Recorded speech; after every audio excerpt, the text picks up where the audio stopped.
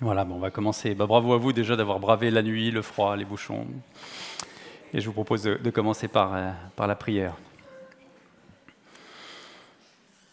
Ouais, Seigneur, nous voulons te remettre ce temps. Nous prions que tu puisses ouvrir nos esprits, nos cœurs, pour écouter ce que tu as à nous dire sur ce beau sujet qui est le culte personnel, qui est si essentiel à notre foi, Seigneur.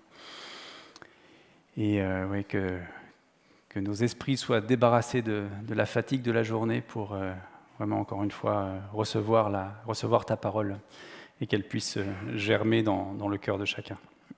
Amen.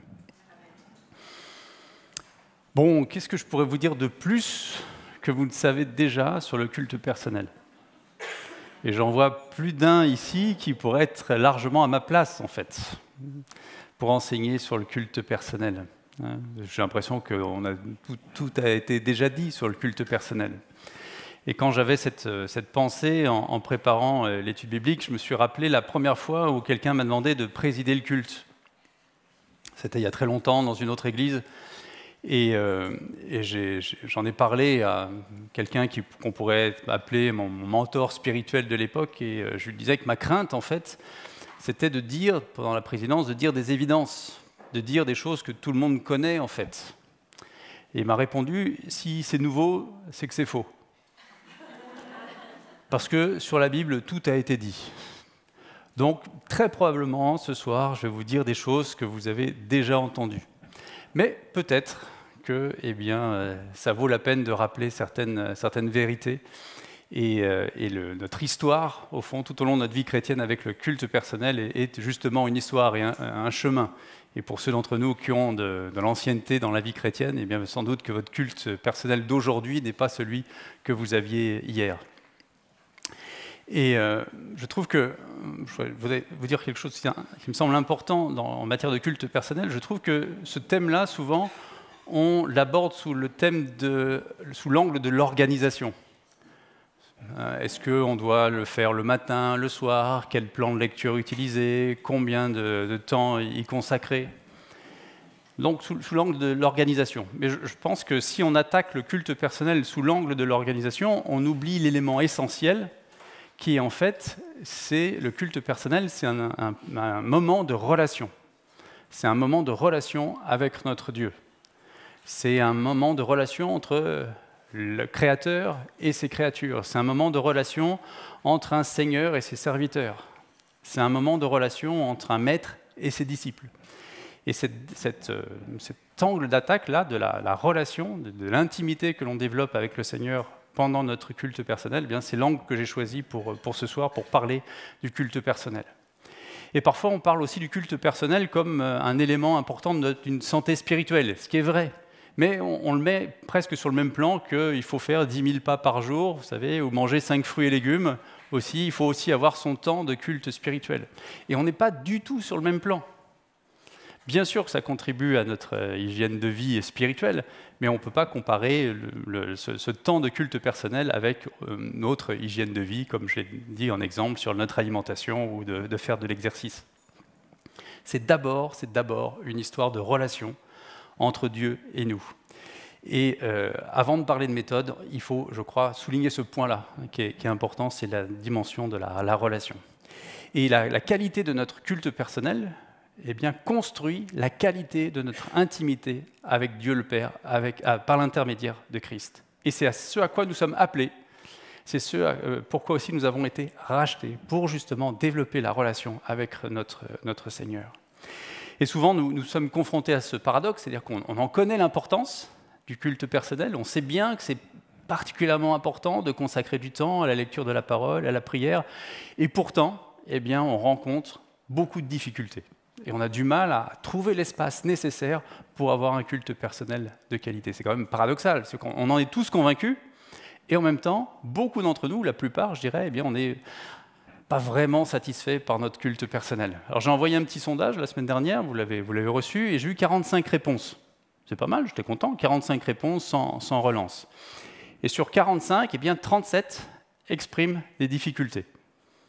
Je trouve que c'est assez parlant quand même. Donc il y en a quand même 8 pour qui ça va bien, et donc ils devraient être à ma place ce soir, mais 37 avec des difficultés. Et les difficultés, bien, on peut s'en douter. Voilà, c'est une question de priorité. Mettre le culte personnel en priorité dans ma vie, c'est un problème aussi de manque de profondeur. Ça veut dire que voilà, je lis le texte, mais j'ai du mal à avoir une méditation profonde sur ce que je lis. Une question de temps, trouver le temps. Et à propos de temps, les réponses, j'avais posé la question de savoir combien de temps vous y consacrez, eh bien ça va de 10 minutes à 2 heures. Voilà, donc les pratiques sont assez différentes. Et le temps médian, c'est-à-dire autant au-dessus qu'en dessous, c'est 20 minutes. Voilà, donc on peut dire que parmi ceux qui m'ont répondu, le temps médian consacré au culte personnel, c'est 20 minutes. Donc, difficulté à trouver du temps. Difficulté aussi à trouver de la motivation. Ça aussi, c'est une réponse qui est revenue plusieurs fois, de se concentrer. Ça, c'est un problème que je connais bien, en tout cas. Nos pensées vagabondent, on commence à prier, puis paf, on pense à ce que l'on va faire dans la journée ou ce que l'on a fait dans la journée. C'est pas simple de se concentrer, la fatigue contre laquelle on lutte. La question de la régularité aussi. Un faible pourcentage fait un culte 7 jours sur 7, c'était aussi de mes questions. Question de compréhension du texte. La notion de légalisme aussi, certains me disent, mais en fait, si je fais un culte personnel, c'est parce que je dois le faire. C'est l'importance de la loi, et finalement la discipline devient la finalité. Et c'est un peu la définition du légalisme. Et enfin, tout ça conduit à un découragement. Donc voilà, 37 réponses, 37 personnes qui ont exprimé les difficultés. Et c'est la raison pour laquelle j'ai intitulé cette étude biblique « Développer le plaisir du culte personnel ».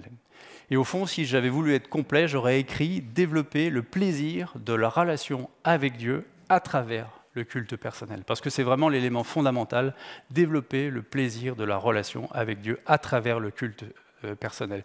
Et après, ce ne sont que des moyens. Savoir si je prends un plan de lecture, si je prends un commentaire, combien de temps j'y consacre, etc., matin, soir, tout ça, ce sont des moyens. L'essentiel, c'est développer le plaisir de la relation. Donc, voilà, je vous propose 4 points, 4 temps. Déjà, revenir sur la définition de culte personnel, qu'on soit d'accord. Pourquoi faire un culte personnel? Là, on est au cœur du sujet. Je pense qu'on aurait tous des choses à dire sur le sujet, mais si on revient à la Bible, qu'est-ce que la Bible nous dit à ce sujet? Une discipline au service de ma foi, ce n'est pas un mot qu'on aime beaucoup, la discipline. Et en même temps, si on veut être des disciples, voilà, dans disciple, il y a discipline. Donc, dans le sujet du culte personnel, eh bien, la discipline, bien entendu, est particulièrement importante. Et puis, quelques conseils pratiques aussi sur le culte personnel. Et puis, on aura probablement aussi un temps d'échange, parce que vous avez autant de choses à dire que moi, je suis sûr, sur le culte personnel. Et j'ai proposé aussi aux responsables de groupe de semaine de poursuivre l'échange après en groupe de semaine. S'ils le souhaitent, eh bien, vous pourrez, et si vous faites partie d'un groupe de semaine, poursuivre la réflexion. Donc, voilà, définition du culte personnel. Culte personnel, c'est d'abord un culte. Dans culte personnel, oui, il y a personnel, mais il y a culte aussi. Et de l'adoration, adorer notre Dieu, c'est bien un culte. C'est aussi l'expression de notre soumission, la soumission à notre Seigneur, la soumission à notre Créateur. Et puis, c'est une dimension de relation. Relation avec notre frère, qui est Jésus-Christ, relation avec Dieu, notre Père, par l'intermédiaire de sa parole. Et donc, adoration, soumission, relation, tous ces 3 éléments conduisent, je crois, à l'expression de notre dépendance. Et le culte personnel est particulièrement l'expression de notre dépendance à Dieu. Et on lui montre ainsi bien qu'on n'est pas autonome et qu'on a vraiment besoin de lui, qu'on l'adore et qu'on lui est soumis. Et la lecture de la Bible et la prière, eh bien, sont des moyens pour mettre en œuvre notre culte personnel.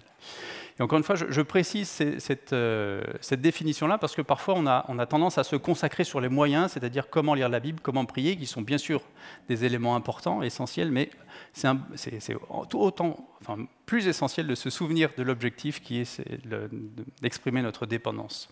Donc quelques versets pour illustrer ce que je dis sur la définition du culte. Premier verset dans Deutéronome 8 au chapitre 3.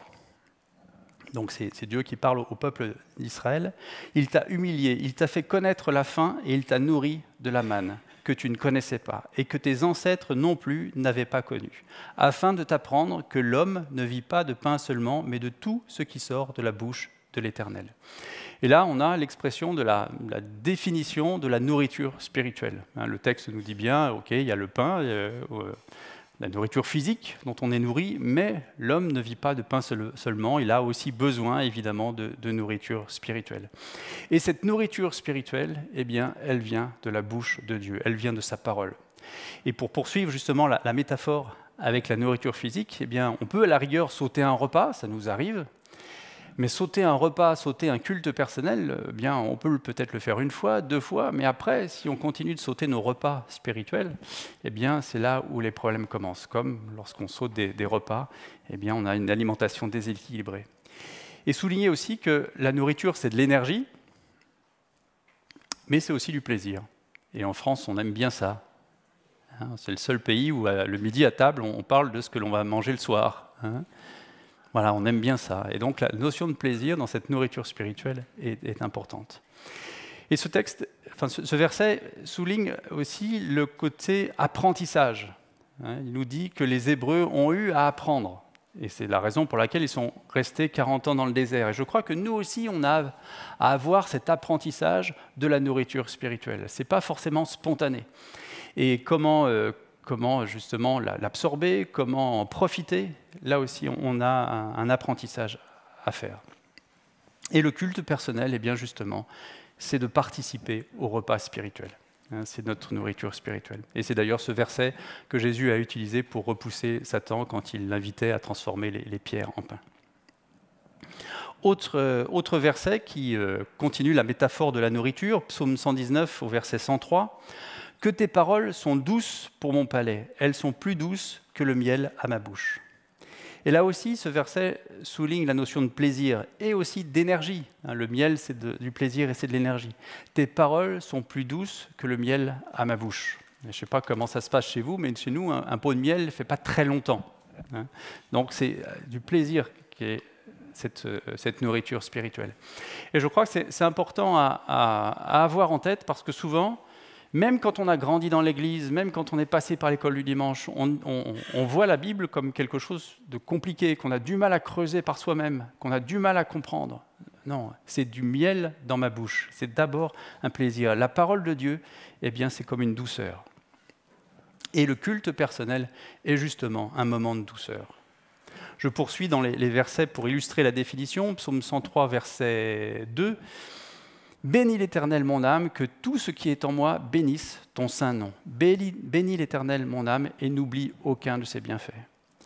Et là, on a un autre angle du culte personnel qui est celui de la louange, qui est celui de la reconnaissance. Tout ce qui est en moi, tout ce qui est en moi. Et on voit que l'engagement est profond, c'est-à-dire que tout mon être, tout ce qui je suis, eh bien, contribue, exprime la louange et la reconnaissance à notre Seigneur. Et n'oublie aucun de ses bienfaits. Et comment on peut faire si on ne s'arrête pas pour justement compter tous les bienfaits de Dieu, pour n'oublier aucun de ses bienfaits? Et ça exprime bien le fait qu'on a besoin de s'arrêter justement pour compter les bienfaits de Dieu. Et le culte personnel, eh bien, c'est un temps d'engagement où justement on prend le temps de compter les bienfaits de Dieu.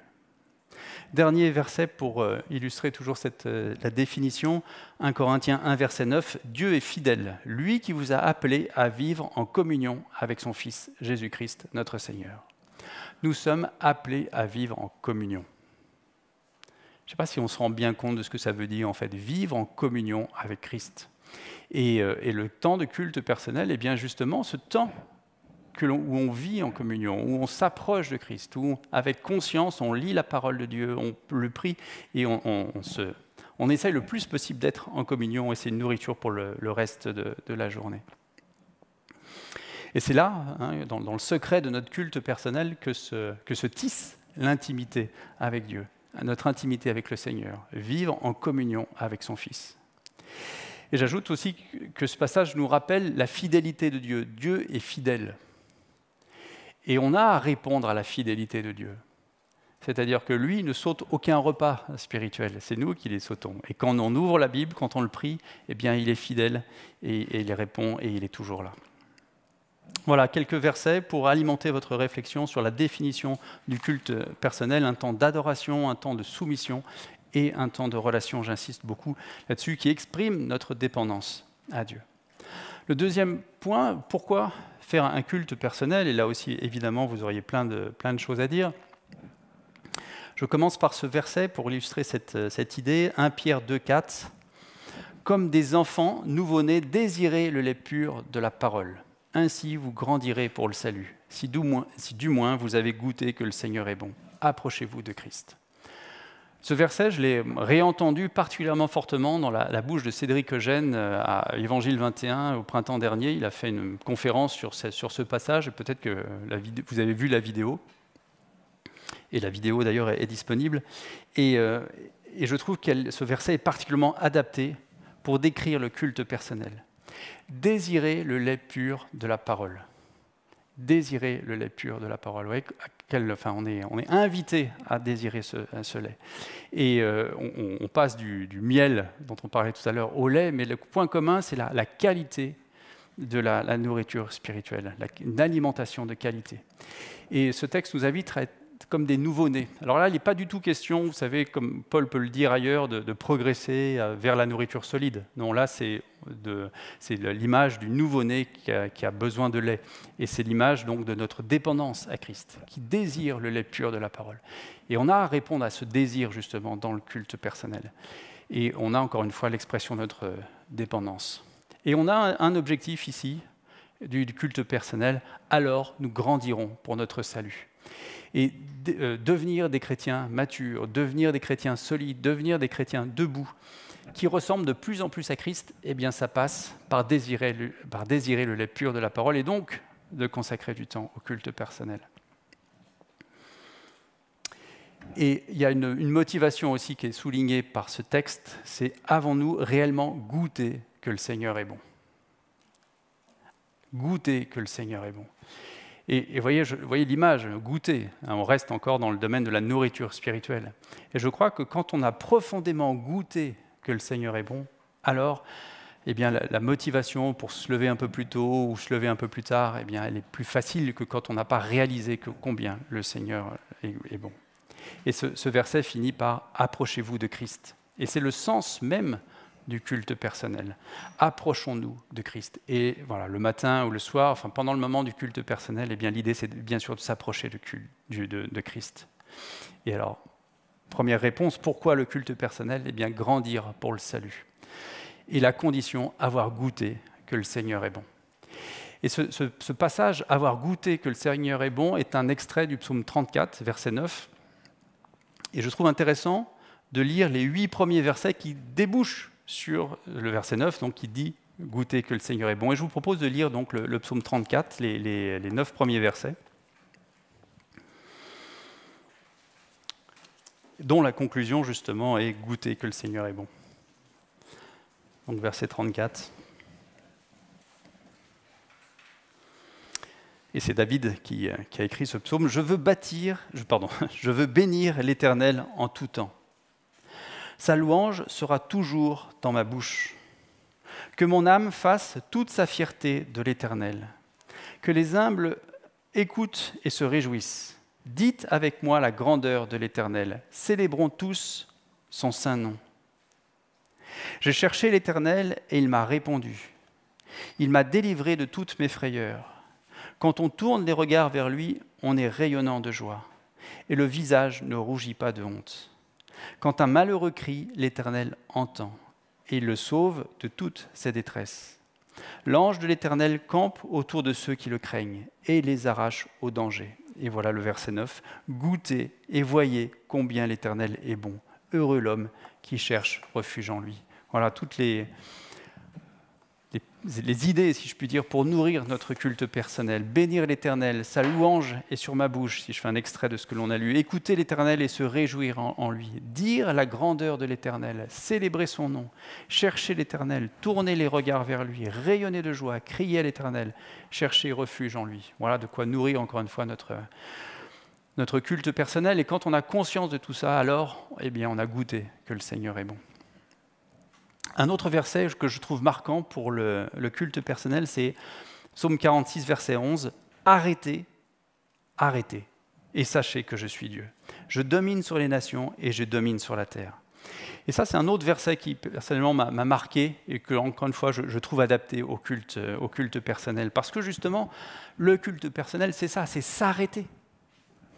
Dans notre agitation quotidienne, c'est s'arrêter et nous rendre compte que Dieu est Dieu, qui domine sur les nations et domine sur la terre. Et en préparant cette étude biblique, je me suis dit que quand on n'arrivait pas à prendre le temps, et que je cherche à culpabiliser personne et à juger personne, vraiment, je le redis ici, mais quand on n'arrive pas à prendre le temps du culte personnel, c'est presque une marque d'orgueil, en fait. Pourquoi une marque d'orgueil? Parce qu'on est dans l'illusion que par nos agitations, par que notre suractivité, eh bien, on va régler nos problèmes tout seul. On va atteindre nos objectifs tout seul. Enfin bref, on va se débrouiller dans notre coin. Et prendre le temps de s'arrêter et de se rendre compte que Dieu est Dieu et que c'est lui qui domine sur les nations et qui domine sur la terre, eh bien, que sont nos petites agitations du quotidien par rapport au temps qu'on peut consacrer avec le Dieu des cieux. Donc arrêtons-nous et souvenons-nous que Dieu est Dieu qui domine sur les nations et qui domine sur la terre. Et encore une fois, c'est ça le culte personnel, c'est s'arrêter et nous souvenir qu'il est Dieu. Alors pourquoi le culte personnel? Eh bien, reconnaître que sans Dieu, nous ne pouvons rien faire. Sans lui, nous ne pouvons pas faire grand-chose. Et encore une fois, qu'est-ce que sont nos petites agitations par rapport au Créateur du ciel et de la terre? Donc arrêtons-nous et sachons qu'il est Dieu. Dernier verset sur le pourquoi faire un culte personnel, encore dans l'Ancien Testament, Deutéronome 34, verset 14. « Cette parole est tout près de toi, dans ta bouche et dans ton cœur, afin que tu la mettes en pratique. » Faire en sorte que sa parole soit tout près de nous, dans notre bouche. On retrouve encore l'intimité de goûter de la nourriture, sa parole dans notre bouche et dans notre cœur. Et c'est une invitation à nous nourrir de la parole, à la mâcher, à la ruminer. C'est pas très joli, mais on voit bien l'idée, quoi, ce que ça veut dire avec notre nourriture spirituelle. Et mettre en pratique. Mettre en pratique, c'est pas forcément agir, ça peut être aussi être. Mettre en pratique, c'est avoir un comportement qui est digne de Christ, c'est avoir un comportement qui met en œuvre les commandements de l'Éternel. Et parfois, on est dans le paradoxe où on voudrait se comporter de plus en plus en Christ, mais sa parole n'est pas dans notre cœur, en fait.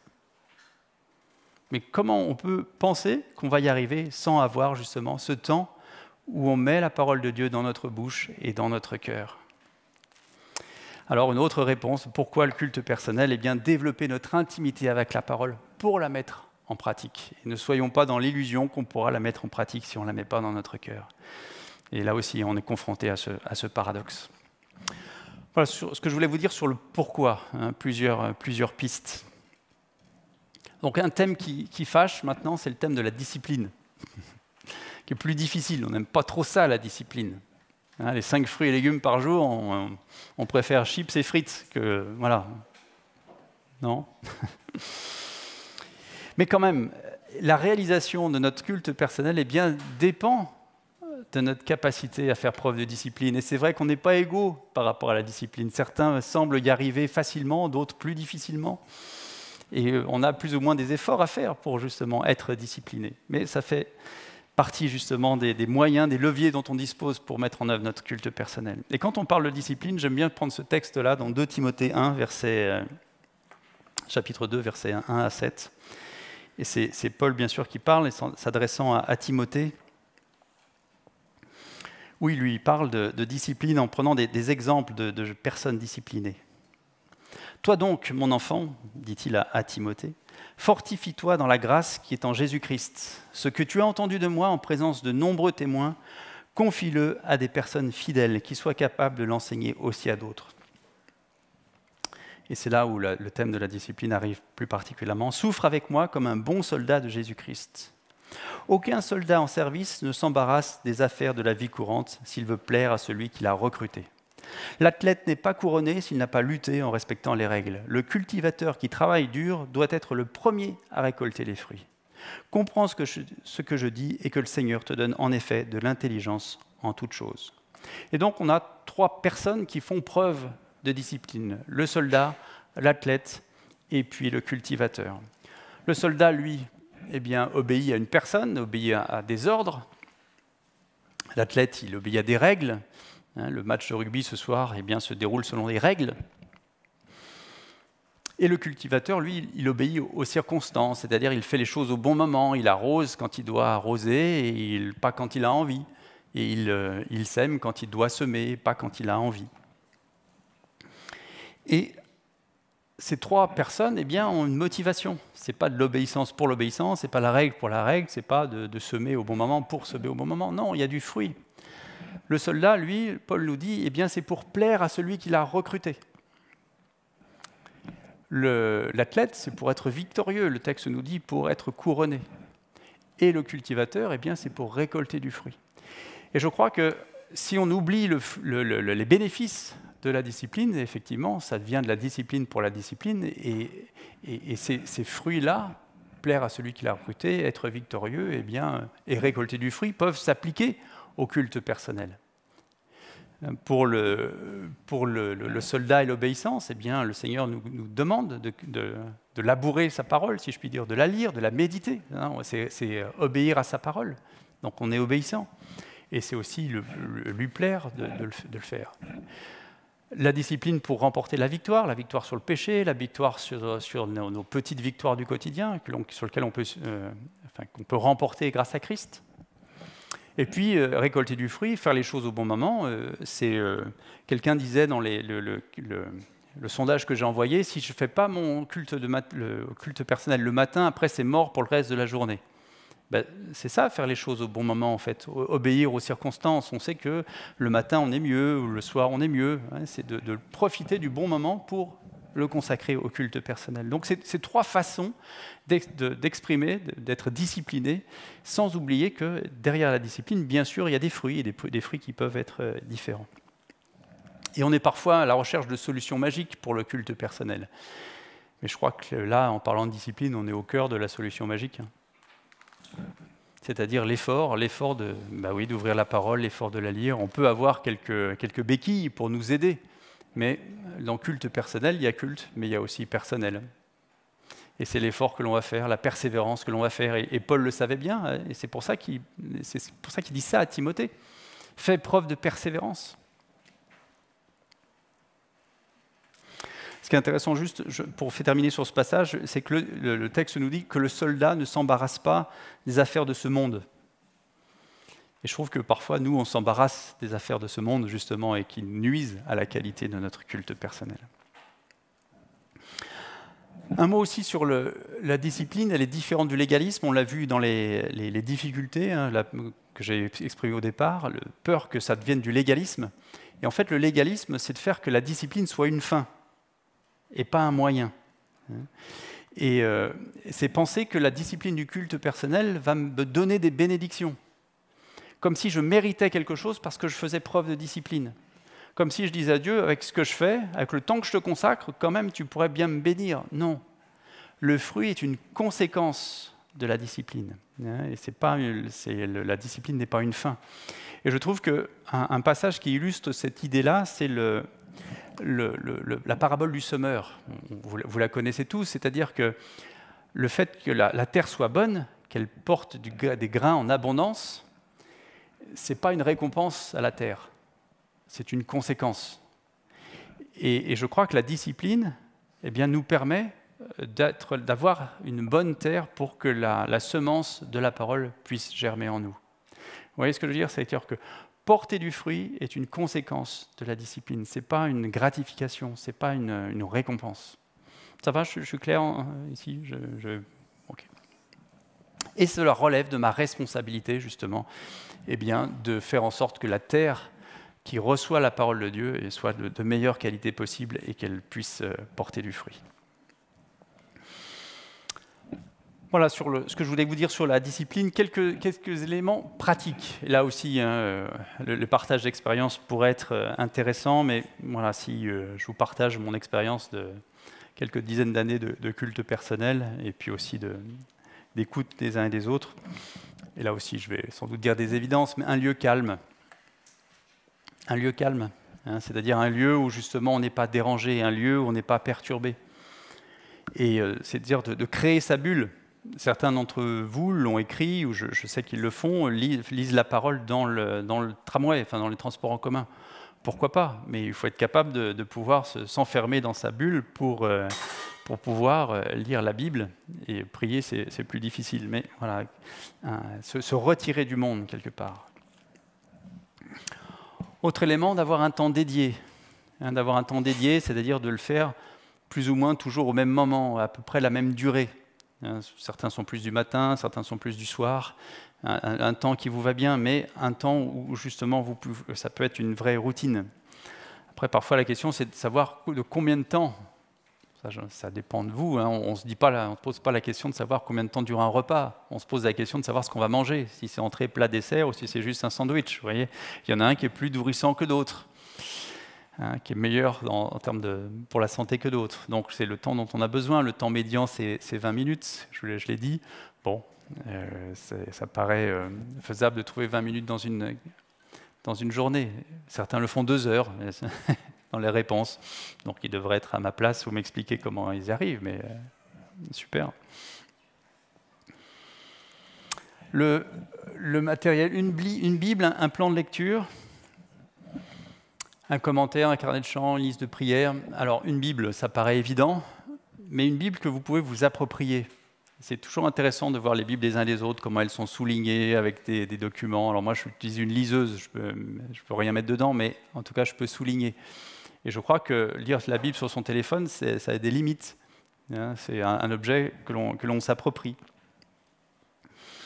Un plan de lecture, un plan de lecture me paraît important. Que ce soit un plan de lecture externe, c'est-à-dire que vous suivez, ou un plan de lecture que vous vous donnez.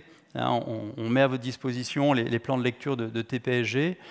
On arrive à parcourir la Bible en 3 ans. C'est 1 an pour le Nouveau Testament et 3 ans pour l'Ancien Testament, à raison de 2 chapitres par jour et 25 jours dans un mois.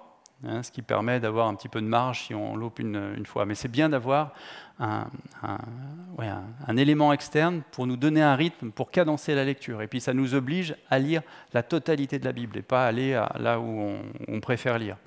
Personnellement, je n'utilise pas de plan de lecture, mais je m'en suis fait un. Je lis chaque jour 2 chapitres de l'Ancien et 1 chapitre du Nouveau, ce qui permet de lire le Nouveau Testament en 1 an et l'Ancien Testament à peu près en 2 ans. Voilà, grosso modo, c'est ça. Mais d'avoir ce rythme comme ça qui vous permet de lire toute la Bible avec un rythme. Ensuite, le commentaire, je l'ai mis là, le commentaire, mais on peut en discuter. Mais personnellement, je ne suis pas fan du commentaire. Parce que je trouve que ça nous distrait, en fait. Et on a à développer une relation personnelle avec la parole. Et ce n'est pas grave si on ne comprend pas tout. Ce n'est pas grave s'il y a des éléments qui nous échappent. Mais c'est aussi laisser l'Esprit Saint nous parler et dire « Seigneur, qu'est-ce que tu veux me dire dans ce texte ?» Et d'écrire son histoire personnelle avec le texte. Et souvent, les commentaires, ceux que je connais en tout cas, sont relativement superficiels. Parfois, c'est court. Je suis bien placé puisque je suis au conseil d'administration des éditions de la Ligue pour la lecture de la Bible et on édite le guide de lecture, le guide. Et dans le guide, vous lisez l'Ancien Testament en 8 ans et le Nouveau en 4 ans. Donc vous voyez, c'est peu finalement. Alors, et les commentaires sont intéressants, mais voilà, je trouve que il vaut mieux ne pas tout comprendre, mais s'écrire sa propre histoire avec le texte, avec la parole. Donc, il n'y a pas un 11e commandement qui dit « tu n'utiliseras pas de commentaires bibliques ». Mais voilà, j'attire votre attention de ne pas être distrait par la parole et de passer plus de temps sur le commentaire que sur la parole. Un carnet de chant. Alors, carnet de chant, alors si vous êtes dans le tram, ça peut être gênant. Mais le carnet de chant, c'est intéressant pour l'aspect louange. Et je ne sais pas vous, mais moi, je suis assez vite sec sur la louange. Je ne sais plus quoi dire, à part Dieu est grand, et voilà. Bon, j'exagère un peu. Il y a les psaumes, bien sûr, qui peuvent nous guider dans le fait d'exprimer notre louange. Mais le carnet de chant et de chanter peut être aussi un moyen d'exprimer sa louange. J'avais un peu perdu cette habitude, et en préparant cette étude biblique, j'ai repris cette habitude, et je trouve que c'est une habitude qui est intéressante. Une liste de prières, là aussi, c'est important de balayer les différents éléments de prière, des sujets de prière. Certains, j'ai jamais réussi à le faire, mais quand on arrive, je trouve que c'est super, ont un carnet sur lequel ils notent les sujets de prière. Quand ils entendent les sujets de prière, ils les notent et ils prient pour ça. Moi, personnellement, j'ai des grands thèmes. Le lundi, je prie pour l'Église. Le mardi, je prie pour les œuvres qui me concernent, pour lesquelles je suis touché ou je me sens concerné. Le mercredi, je prie pour ma famille élargie. Le jeudi, je prie pour les autorités. C'est pas toujours facile, mais voilà. Le vendredi, je prie pour les jeunes et le groupe de jeunes. Et le samedi, je prie pour les malades. Voilà, comme ça, vous voyez, je balaye comme ça différentes thématiques. Et je vous invite justement à avoir comme ça cette thématique par jour, ou enfin voilà, soyez créatifs par rapport à cette façon de faire là, mais voilà, que vous puissiez balayer les différents thèmes que la parole nous demande, pour lesquels la parole nous demande de prier. Une méthode, voilà, je vous laisse partager cette méthode. Moi, je la porte depuis une bonne trentaine d'années, facile, ouais, au moins 40, allez. La méthode COCA, vous savez, quand on lit un texte, alors on ne fait pas une étude biblique quand on lit la parole, mais ça peut être un guide pour justement savoir comment j'aborde le texte. Donc le C pour le contexte, hein, alors je ne vais pas forcément le faire à chaque fois, mais quel est le contexte du texte? Qu'est-ce que j'observe? Quels sont les éléments du texte? Qu'est-ce que j'en comprends? Et ensuite le A pour application, comment je peux appliquer dans mon quotidien ce que me dit la parole. Et comment je peux prier pour ça aussi. Hein, je ne sais plus si je le dirai tout à l'heure, mais ma lecture nourrit la prière ensuite. Prière à haute voix, moi c'est mon astuce personnelle pour éviter que mes pensées vagabondent. C'est-à-dire que quand je prie dans le secret de mon cœur, si je peux dire, enfin en silence, mes pensées vagabondent assez facilement. Quand je prie à haute voix, ça concentre davantage mes pensées. Je m'entends prier, je ne sais pas, mais en tout cas, mes pensées vagabondent moins. Pour ceux d'entre vous qui ont des problèmes de concentration ou que justement les pensées vagabondent, voilà, la prière à haute voix peut fonctionner. Utiliser différentes dimensions de la prière aussi, hein, la reconnaissance, les prières de reconnaissance, les prières d'adoration, d'intercession, de lamentation, les prières de demande, les prières de pardon. Hein, les prières de demande, souvent on n'oublie pas. Intercession, vraiment quand on est sympa, mais ouais, c'est vaste. Hein. Voilà, je vous partage aussi mon expérience, mais ce serait aussi intéressant d'avoir la vôtre. Moi, je consacre 15 minutes à la prière, avec 5 minutes de reconnaissance. Je ne suis pas le regard sur le chronomètre, hein, c'est 5 minutes pour la reconnaissance, 5 minutes pour la louange et 5 minutes pour l'intercession ou la demande. Voilà, ce qui me permet de balayer à peu près les différents types de prières. Mais c'est important d'enrichir sa prière dans le culte personnel des différentes possibilités. Voilà, faire partie d'un groupe de croissance. J'en ai croisé un hier, ou avant-hier, ici dans les locaux, qui lisait le même livre, un livre d'édification, mais ils font aussi la même chose avec les lectures bibliques. D'ailleurs, quand on suit un plan de lecture, si vous suivez le plan de lecture TPSG, on sera plusieurs à suivre ce plan de lecture-là. Mais si vous faites partie d'un groupe de croissance, vous pouvez vous encourager justement à déjà partager l'expérience du culte personnel et aussi à suivre le rythme de lecture. Et puis, voilà, soyez curieux, soyez créatifs, c'est un encouragement. En fait, quand j'ai préparé cette étude biblique, je me suis dit, sous quel angle je l'attaque? Est-ce que je l'attaque de manière très pratique? Quels sont les plans qui existent? Quelles sont les possibilités? J'ai préféré choisir ce que vous avez vu faire. Et pour vous encourager à créer votre propre culte personnel, au fond, de ce dont vous avez besoin, le plan de lecture qui vous va bien, le commentaire éventuellement, vous savez ce que j'en pense, mais qui vous va bien, le rythme qui vous va bien, enfin voilà, ça me paraît intéressant de créer le culte personnel, le moment qui vous va bien. Voilà. Dans culte personnel, il y a culte, encore une fois, mais il y a aussi personnel.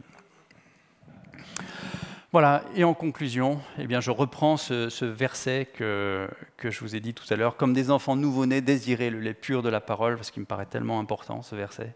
Ainsi, vous grandirez pour le salut. Hein, c'est bien notre responsabilité, c'est ce à quoi nous sommes appelés.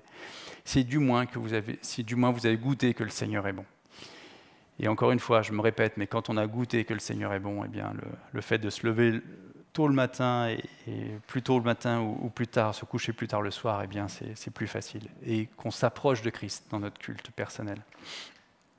Et j'ai mis aussi ce verset dans 1 Corinthiens 1,9. C'est lui qui vous affermira jusqu'à la fin pour que vous soyez irréprochables le jour de notre Seigneur Jésus-Christ. C'est-à-dire que, oui, le culte personnel est sans doute, c'est souvent une lutte pour dépasser ces difficultés. Mais on a cet encouragement de Christ lui-même qui nous dit, de Paul qui dit à propos de Christ, c'est lui qui vous affermira jusqu'à la fin pour que vous soyez irréprochables. Donc Christ est là aussi pour nous aider, nous encourager, nous appuyer sur lui, nous appuyer sur l'Esprit Saint justement pour prendre le temps d'avoir un culte personnel de qualité et une nourriture spirituelle de qualité. Voilà ce que je voulais vous dire sur le culte personnel.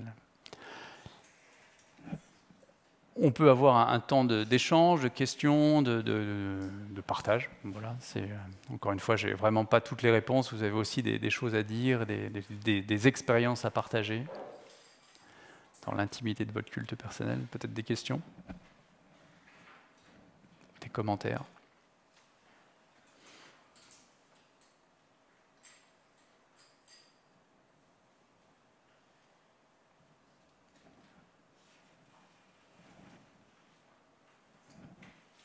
Ah oui, Michel. Michel. Pour le micro. Là. S'il vous plaît, merci. Oui. Oui, tu suggérais de ne pas forcément prendre des commentaires. Moi, j'ai une Bible avec des annotations et je trouve que ça m'aide quand même. Parce que quelquefois, on est un peu bloqué. Oui, tu as raison. Et surpris du texte. Oui, tu as raison. En fait, c'est une question personnelle. Tu as raison, merci de cette précision. Il y a des Bibles où les commentaires sont légers, vraiment sur un verset. Je parlais plutôt des commentaires où c'est des commentaires sur tout un texte. Mais tu as raison, une Bible à noter et intéressante. Merci de cette précision, Michel.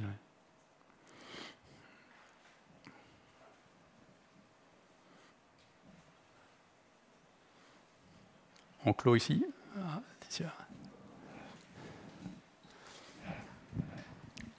Donc là, on parlait du culte personnel. Et dans le couple, est-ce que tu penses que c'est bien de prendre un temps supplémentaire à deux dans la semaine pour partager ? Alors là, s'il y a bien un sujet sur lequel je ne suis pas exemplaire et nous ne sommes pas exemplaires, c'est bien celui-là. On a toujours eu beaucoup de mal personnellement à avoir justement ce temps en culte. On l'a réussi à le faire en famille. Oui. On a un temps de prière tous les dimanches soirs où voilà, c'est notre rituel après la pizza du dimanche soir, de partager les sujets de prière de la semaine et de prier les uns pour les autres voilà, sur le dimanche soir. Et ça, ça a toujours été important pour les enfants et voilà, ça c'est un temps dédié. Après, nous, Anne-Claire et moi, dans la régularité de ce temps de prière, on a du mal, mais ouais, c'est super quand on arrive à le faire. Ouais. Après, c'est juste une idée, mais pour des gens qui ont du mal à se discipliner, une aide aussi, ça peut être de le faire au même moment dans le couple, sans pour autant forcément suivre le même parcours biblique. Mais voilà, de se donner ce rendez-vous pour voilà. De le faire en même temps, c'est ça, dans le couple. De le faire en même temps dans le couple, quitte à après partager le moment de prière ensemble, mais d'abord séparément le moment de méditation de la parole. Ça peut être aussi une. Ah ouais, c'est une bonne suggestion. Ouais. Voilà. Je connais quelqu'un qui va devoir se lever un peu plus tôt. Mais c'est je note.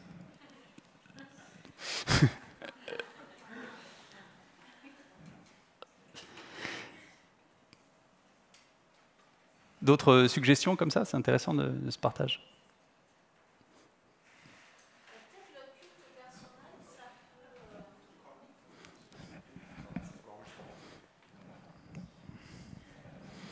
Peut-être que le culte personnel, ça peut être un sujet de prière, en fait. Tout à fait, oui. À mettre dans son culte personnel. Ah ben non. Mais oui, bien sûr, c'est un sujet de prière. C'est un peu le sens de ce verset, justement. C'est Christ qui nous a fermis, bien sûr. Et on peut prier les uns les autres pour ça, pour le culte personnel. Et dans le groupe de croissance, c'est peut-être le lieu aussi pour ça. Et le partage en groupe de semaine, c'est pour ça aussi que j'ai suggéré aux responsables de groupe de semaine de poursuivre l'échange, de poursuivre la discussion, de partager les bonnes pratiques en groupe de semaine pour justement se soutenir, s'encourager. Ouais, Hélène. Je propose qu'après ce soit Charlie qui pose une question comme ça. Moi, c'est juste, je vois je parle en tant que femme. Je pense que dans la vie d'une femme, il y a des saisons et il ne faut pas qu'on parte dans notre vie en disant il faut que je fasse tout le temps la même chose. Quand les enfants sont petits et qu'on vient d'accoucher, il ne faut pas qu'on soit, comment dire, dans le légalisme, c'est-à-dire, voilà, je fais pas comme quand j'étais jeune ou, enfin, inversement. Je pense que on s'adapte à la vie qu'on a ou même un homme. Enfin, les jeunes, quand ils sont étudiants ou quand ils sont papas ou quand ils sont plus âgés, c'est différent. Bien sûr, et notre rapport au sommeil n'est pas le même non plus. Oui. Et du coup, ça dégage pas le même temps. Enfin, Merci Hélène.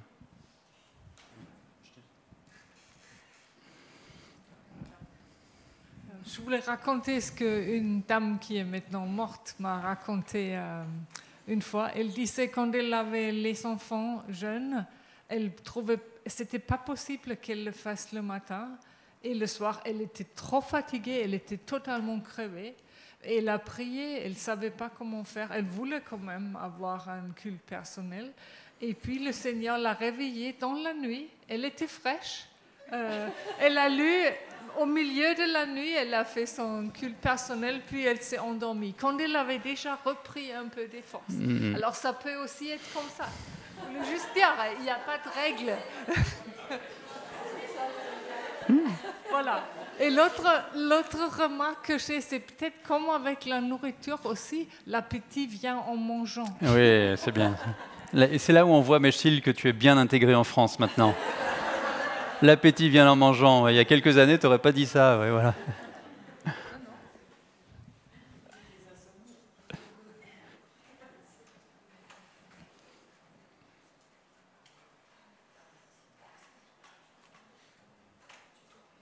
C'est bon? Ah, pardon. Evelyne. On peut aussi intégrer la mémorisation dans le culte personnel.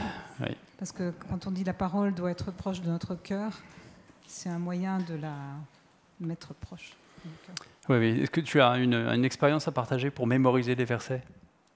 Quoi? Pour mémoriser les versets, je ne sais pas, une bonne pratique? Parce que je souffre, personnellement, je souffre dans cet exercice-là. Bon, moi, j'en mémorise comme ça, mais je n'ai pas une méthode particulière. D'accord. Et il reste? Il faut réviser. Oui, voilà, c'est ça. C'est dur, ça.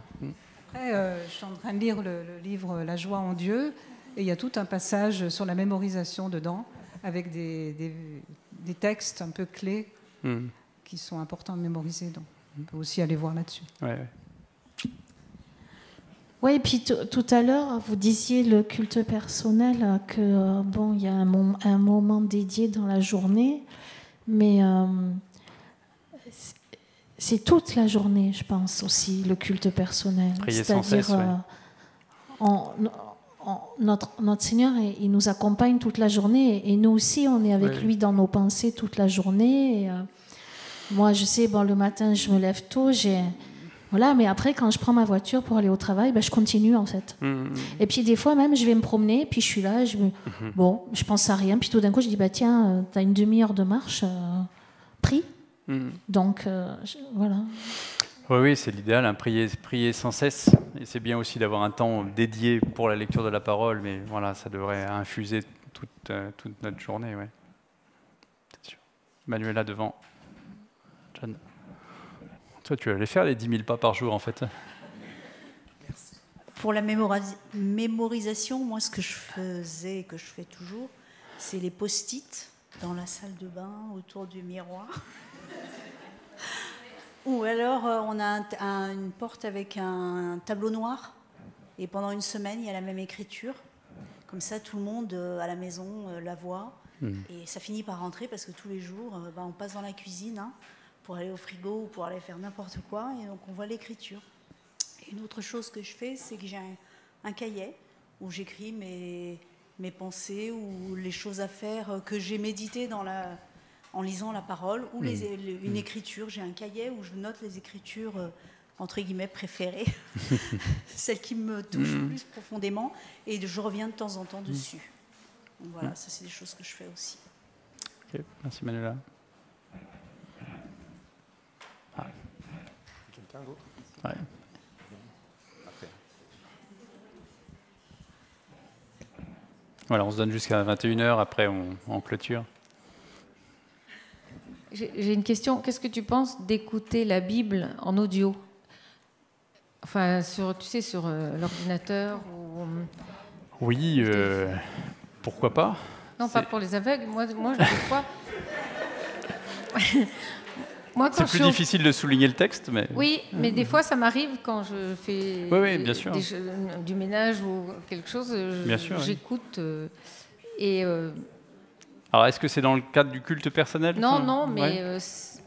Voilà, mais moi, de toute façon, il y a quelqu'un qui écrivait dans le sondage que le culte personnel, j'ai du mal, mais j'arrive à prendre des temps de louange dans la journée, et c'est super. C'est super, bien sûr. Encore une fois, c'est ça, de créatif et... Il y avait Charlie avant, pardon. Oui, finalement... Tu avais prophétisé... Oui, c'est ça, mais... Oui, moi, c'est vrai que dans le plan de lecture que je suis, quand je suis en déplacement, je profite justement pour écouter la Bible en audio, justement avec l'application, pour suivre ce plan de lecture-là. Et puis en famille, moi j'ai grandi dans une famille où on se levait chaque matin à 5h30 pour méditer, prier avec la famille et tout, parce qu'après il fallait se préparer pour l'école, pour ceux qui devaient aller au travail et tout. Mais c'était... je pense que ça nous a fait du bien, même si je pense que c'était quand même un peu du légalisme. Et aujourd'hui, en tout cas en famille, on essaye on ne lève pas les enfants à 5h, bien sûr, mais à 19h30, entre 19h30 et 20h, chaque jour, on essaye de le faire avec les enfants. C'est pas, justement, on ne veut pas rentrer dans ce côté légaliste. Par exemple, moi je suis pas là, je suis en déplacement, je ne le fais pas forcément. Linda peut le faire avec les enfants, ou alors on peut sauter un jour, c'est pas grave. Mais on essaye d'inculquer ça aux enfants, de prendre le temps de lire la parole. On ne fait pas forcément 30 minutes, mais on lit un verset du calendrier, on lit le texte qui est proposé, après on pose la question aux enfants de ce qu'ils ont retenu, de ce qu'on a lu, et puis on prie ensemble pour la nuit, pour le lendemain, etc. Voilà. Donc si ça peut aider les parents. Merci Charlie. Une dernière question, remarque, et puis je vous propose de clore ici. J'ai vu. Ah oui. Moi, j'ai deux petites questions. Je pense que tu as dit que tu lis 3 chapitres par jour, un dans le Nouveau et 2 dans l'Ancien. Je me demandais si tu faisais ces lectures dans le cadre de ton culte personnel. Et si c'est le cas, comment est-ce que tu arrives à non seulement lire, mais en plus passer en revue tout cela et tirer tous les enseignements? Combien de temps tu prends pour faire cela? Et si c'est le cas, j'aimerais savoir, est-ce que tous ces enseignements, tu essayes de les appliquer au cours de la journée? Mais oui, bien sûr.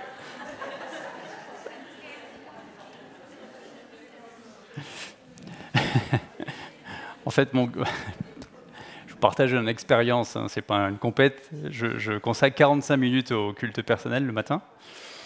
Je fais 15 minutes de lecture de la parole, donc grosso modo c'est les 3 chapitres dont j'ai parlé, 15 minutes de lecture d'un livre d'édification, livre chrétien, et 15 minutes de prière. Voilà. Donc je suis assis constitué ainsi que je peux me lever tôt, j'arrive à me lever tôt, c'est pas un grand effort pour moi.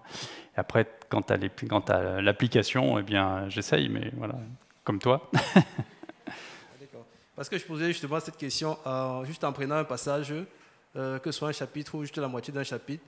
Parfois, juste en lisant 2 versets, on peut se retrouver en train de développer et se retrouver dans plusieurs autres livres. C'est pour ça que je me posais la question, comment est-ce que tu arrives à passer en revue 3 livres et analyser en profondeur les 3 livres? Non, c'est pas une analyse, c'est pas une étude biblique.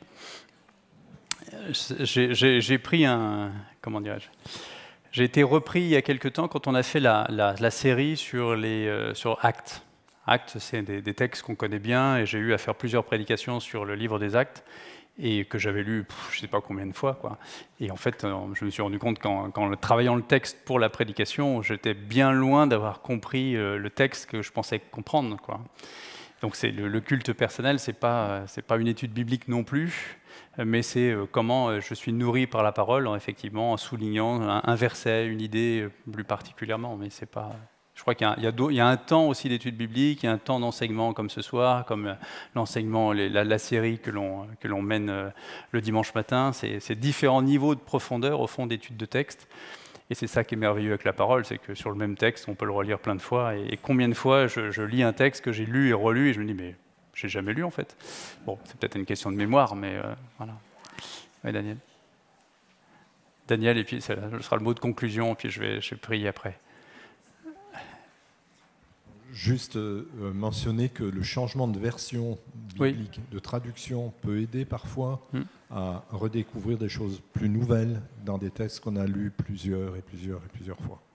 Simplement le changement de version. Changer de traduction, exactement. Ouais. Prendre une Bible en français courant, second 21 au lieu de la seconde. C'est juste.